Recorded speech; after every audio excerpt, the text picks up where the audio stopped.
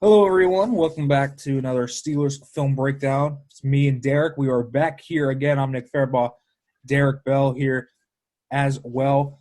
We're here to break down a little bit of this Texans and Eagles tape. As we know, the Steelers defeated the Texans. We were going to put this out last week, but with the unfortunate events surrounding that Steelers-Titans game, that we still don't know kind of what's going to happen there. And that way they play the Eagles this week. Steelers 3-0 on top of the AFC North. Derrick, let's do this first play because you really were the one that brought this one up, and you like this. This is obviously the play where Juju makes a fantastic individual effort to get this first down. But there's more at work here. So what do we see pre-snap? So the Texans are. We actually think this is man. You got the two high safeties up top. Steelers in a 3-by-1 set. I think that's Ebron in the slot. You got is this Connor or Snow in the backfield? It's Connor. Connor. Okay, so Houston showing or trying to disguise a blitz. They're actually going to send the nickel here and drop the linebackers out. Pretty cool concept from Coach Randy. You're going to get a clear out route from Claypool, which his basic purpose on this play is just to take the safety with him. Safety's way too wide, and they end up dropping Zach Cunningham out to cover him to replace the nickel who blitzes, but we know that's a mismatch. But Claypool's not really the read there. It's just a clear out concept with Deontay going to come in on the dagger route. What I like here, though, I think if Ben has enough protection and the nickel doesn't get through, if Connor's able to get his blitz pickup assignment there, I think he's going to be able to hit Deontay here because from the other angle, that's definitely where he's reading. But I like Coach Randy's design by putting Juju underneath to kind of give Ben like a high-low read. Obviously, it's an incredible play from Juju to even get this first down. You see him just – I believe that's Bradley Roby basically fall forward and get the first down. It's an awesome play. Definitely highlights some of the stuff that, Juju brings to the offense. We've been using him pretty much solely as like a yak player this year. He's not really doing a ton down the field. But he's made a couple of these just incredible extra effort type plays to pick up first downs. Yeah. This is a really nice play and something we do see this is a little bit of a weird coverage from the Texans. I mean, you're inherently putting your linebackers against Eric Ebron and Chase Claypool, and that's exactly what happens. I mean, if Ben wanted him, Claypool's wide open. But Juju's wide open too, and I think you see why. If this is cover two man, which it looks like it is based on how everyone else is playing, they're playing complete bail technique. I mean, Roby's playing bail, and the linebackers are bailing. This guy's got to follow Juju here, and that's on him. Juju is his man, and that's why Juju gets wide open. If Juju doesn't get open, Ben might have been sacked. But this cornerback has to take Juju with him. Incredible play by Juju. Great body control, great strength, great awareness, just everything you look for in a strong player like him. We've seen how jacked he's been. It's showing up on the field here. I mean, this is just a great play by Juju. And really, honestly, with his lack of stats, he's been very unselfish as a player this year. And this is kind of one of the things he does. So this is kind of what you really want to see. In terms of pass pro, I'm just going to highlight this pass pro. This is Connor's got to get this. He's got to get it. I mean, especially he's on the same side of the blitz. I mean, this isn't his eyes are up. I just don't think he just doesn't really get there. I think he's like a tick late. He doesn't. Here's the thing: like this is a pre-snap look, so they're feigning blitz. So Connor's probably got his eye on this guy, but I mean, it's not like the corner could not come. If you're once he starts going here, Connor doesn't even look at him. And once you see them drop out, if you're Connor, you got to come back here and make sure this slot isn't coming. That's an ID processing thing that you have to do as a pass protector. Because I don't know why he goes to. I get why he helps Villanueva because Villanueva's kind of getting beat around the arc here, but that's your guy right there, man. You got to get that guy. If you pick him up, if you pick him up at that point, Ben probably can hit Claypool if Ben wants to. So it's a missed opportunity, but also a great play by Deontay. But something that James Conner does need to work on. He needs to ID that blitzer much better. All right, so next play. This is one is highlighting Minka Fitzpatrick. Big time highlighting Minka Fitzpatrick. So Minka, so I've been getting a lot of questions like what's going on with Minka? Is he struggling? No, he's not. Teams are just avoiding Minka Fitzpatrick. He's an all-pro safety. He's a ball hawk. They don't want to test him. Deshaun Watson didn't want to test him. But what all offensive coordinators are also doing is they're taking him out of the play completely. So he has no shot at it. So what we're going to see here from this perspective is a single high look. It's going to be single high man coverage underneath. Minka's going to be the deep safety. Watch Mike Hilton and Joe Hayden. They're shades. It's outside shade. So they're trying to give up nothing to the outside. So they're feeding him to Minka, who is the single high safety. And what Cobb's going to do, he's going to run a crosser. Cooks is going to run a post, not wanting to give up a touchdown. Obviously, Minka's going to drop back and take that post with Hayden. But Hilton has no help. He's also feeding him to the inside, just like Hayden. And simply put, it's a combination that puts Minka in a really tough spot, puts these corners in a really tough spot. You really can't blame anyone on the defense for this because Minka's not going to be able to drive down quick enough. Hilton really, that's not his job to defend that inside part. And it's really just a good call by the Texans. And you're going to see this is a good throw by Deshaun Watson, putting it away from wherever Minka was coming, and a really nice play by the Texans. So, Derrick, what do you kind of have to add to this? I agree with it's just a good call by Houston. Like you said, Minka's not struggling, and he's not really necessarily been ineffective. And they've tried to move him around a little bit more. It feels like, especially last week in the second half. Teams are just really scared to throw at him, and like when they are throwing at him, it's intentionally schemed up, just like this. Where you made a good point where, as a free safety, you have to take the most dangerous guy. You got to take the deepest route to prevent the big play. I believe that's Cooks up at the top. So I mean, his job is to make sure he gets enough depth to drive on any like deep ball right there. I also think, even though this is cover one, they don't have, because they bring pressure. Edmonds is kind of coming here, but I believe him or Bush, one of them has this running back here. But since they bring an extra defender on a blitz, you just don't have that robber defender that would typically be there over the middle of the field to kind of prevent this type of play. Which, as you have already pointed out, just puts Minka in a really tough spot. Yeah, it really does. And this is why their blitz rate's unsustainable. It's just putting their DBs in impossible situations. There's literally no way that the DBs can win here unless Minka, for some reason, took a shot and jumped that route. But you're not going to trade that for a touchdown. Right. So you're always going to take the most dangerous man. But this is something that the Steelers will work out later because they're just blitzing at such a high rate right now. And they'll dial that back as the season goes on. All right, so this next play is one that I think a lot of fans really hated to see because it gave them flashbacks to the times when the Steelers defense wasn't nearly as good as they are right now. So, Derrick, give me kind of the rundown of what you see here. So you're going to get this is cover two man. Houston's obviously an empty. I believe that's David Johnson up at the top of the screen. They're going to run what's called a smash fade concept. So you get David Johnson, all he's doing right up at the top of the screen is just running like a stop route or some type of hitch in breaking route. All he's doing is wanting to hold that corner.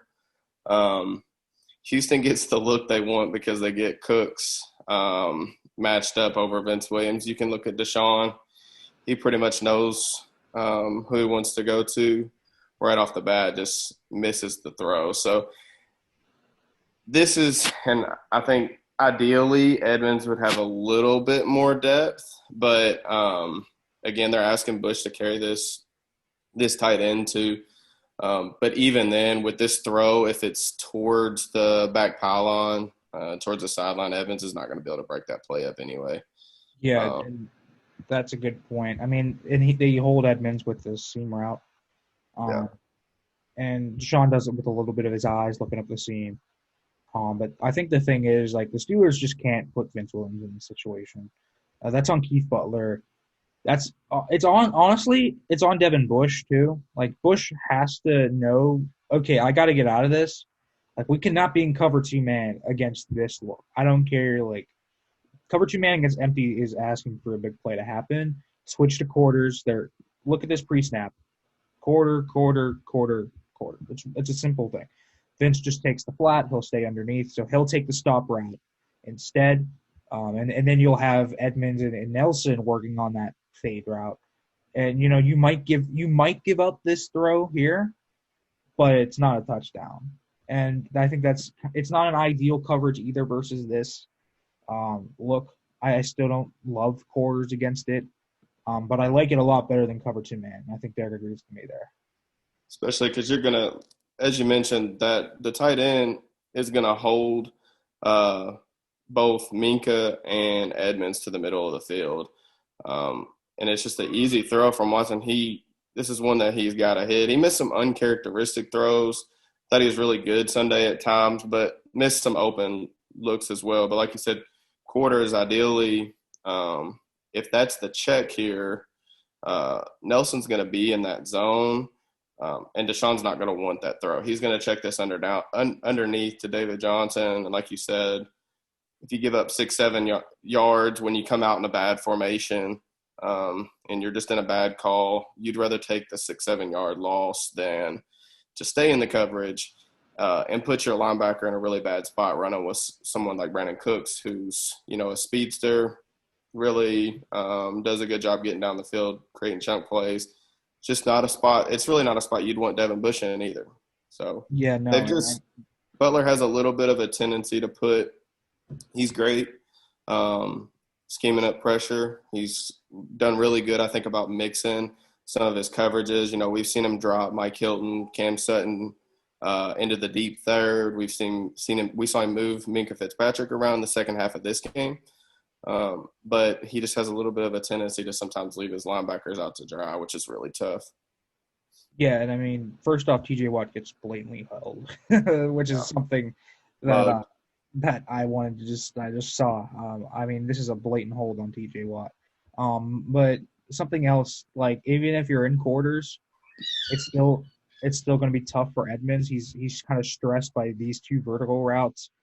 But like they did this with their linebackers, like they put Vince in this spot last week against, well, not in last week, but in NFL weeks last week against the Broncos. They put Devin Bush in tough spots against Noah Fant, like from that inside leverage spot. He's never going to make that play. So it's just a tough thing. These linebackers need more help, though. You really can't blame them. Linebackers are not known for their coverage. Even some of the top coverage guys like Bobby Wagner, Fred Warner, Eric Kendricks, they're not going to make this play, guys. They're not. They're just not. This is an impossible play for a linebacker. And Vince isn't even that bad in coverage. So that's something we need to see improve in the future.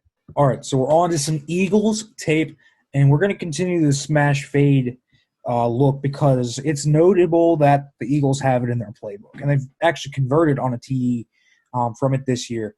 So let's talk about the Washington football team. Obviously, you're going to watch Troy Apke back here, the free safety. He might be the worst starting free safety in the NFL. Minka will not do what he did here. But it's notable that they have a smash fade, and it's to the tight ends. Goddard is out. He's injured. He's on IR. But they do have Richard Rodgers still, who has been involved in the offense. They have Zach Ertz.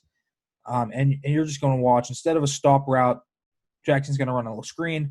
They're going to run a little hook route here. But you can see smash route is kind of what they hit on here. And it's from cover one. And it's going to be something that the Steelers are going to have to combat yet again. They're going to have to fix that hole in their scheme, fix that check, hopefully 2 quarters, or something what else where they see in their playbook. But they cannot let this happen. And this is something that the Eagles do. They like to spread out guys if they have the personnel.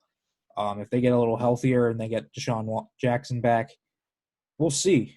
Derrick, what do you kind of see on this play? So Washington cover one, same coverage that the Steelers were in on the missed throw by Watson. This screen route that Jackson's running at the bottom of the screen here, just to hold this corner. And the reason why this smash concept is getting so popular, so we know like any throws down the field, especially towards the sideline, are difficult. It's one of the hardest plays to hit on. The fade route in general is like typically like one of the lower percentage throws for quarterbacks, whether it's in college or the NFL. But they're doing it to the field side here, and if you run the fade from the slot, you just have more room to throw this football. Apke, as you mentioned, does not get good depth. I have no idea what he's looking at because Wentz stares Goddard down the entire time here. He just doesn't break on the ball. Now, Minka wouldn't make this mistake, but like you mentioned with the Eagles, we see that it's in their playbook. There's no doubt that they saw the Steelers get lucky against Houston 2 weeks ago with them not hitting, with Watson not hitting on this. So wouldn't surprise me to see them come back to it.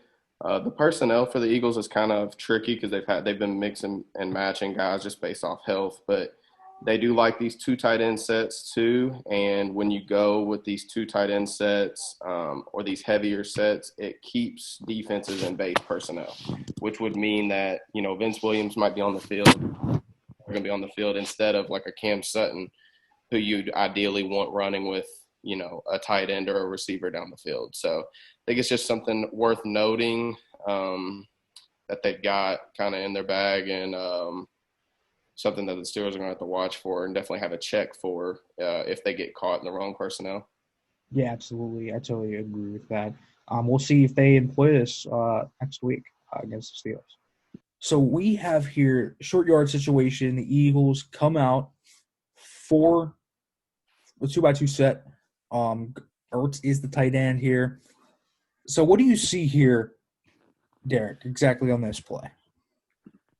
So you're going to get a motion right here. That's going to tell Philly that it's man-to-man. They're in a perfect kind of design here. You're going to get this wide receiver, was that Hightower, come and basically run a pick play to get Ertz free. The RPO is going to hold the linebacker. Wentz knows he's got the edge guy that's going to be free.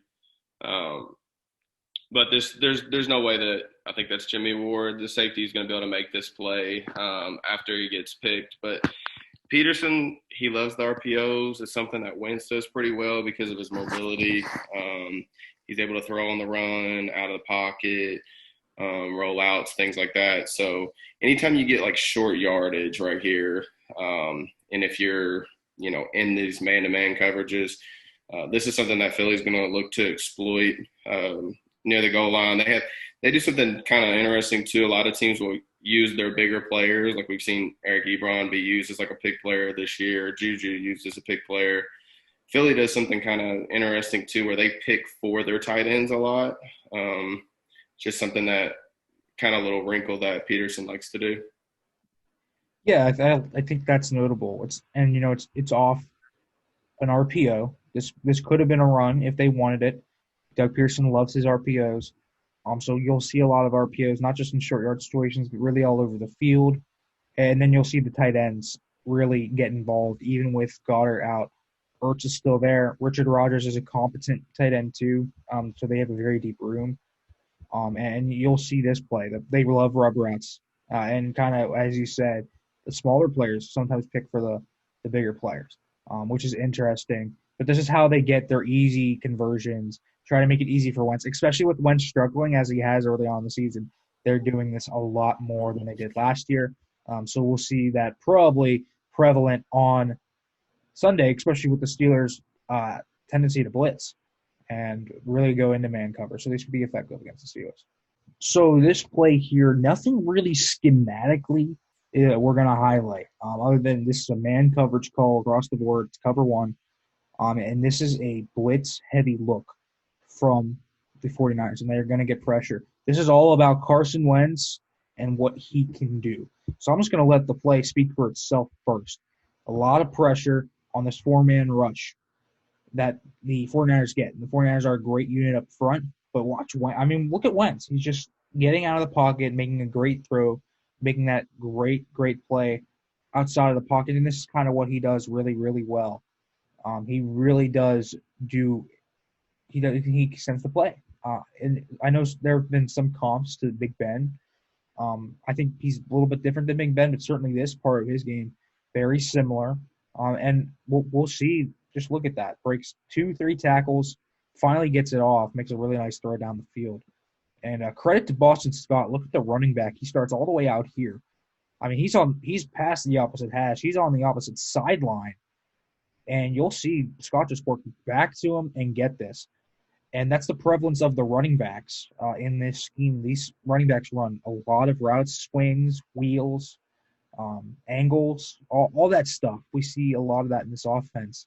And Boston Scott, Miles Sanders, and Corey Clement are all really heavily involved in that. And this is a really nice play by him on the scramble drill to help out his quarterback from the other side of the field. Derrick, what do you see on this play? Same thing. I think I love the play by Boston Scott. Just heads up. I mean, a lot of the running backs you see, the further they get down the field, especially in the scramble drill, they don't know. You see him kind of jog, but once he kind of realizes that he's got a lot of green grass in front of him, kind of throws his hand up, works back to the football. Good catch with his hands.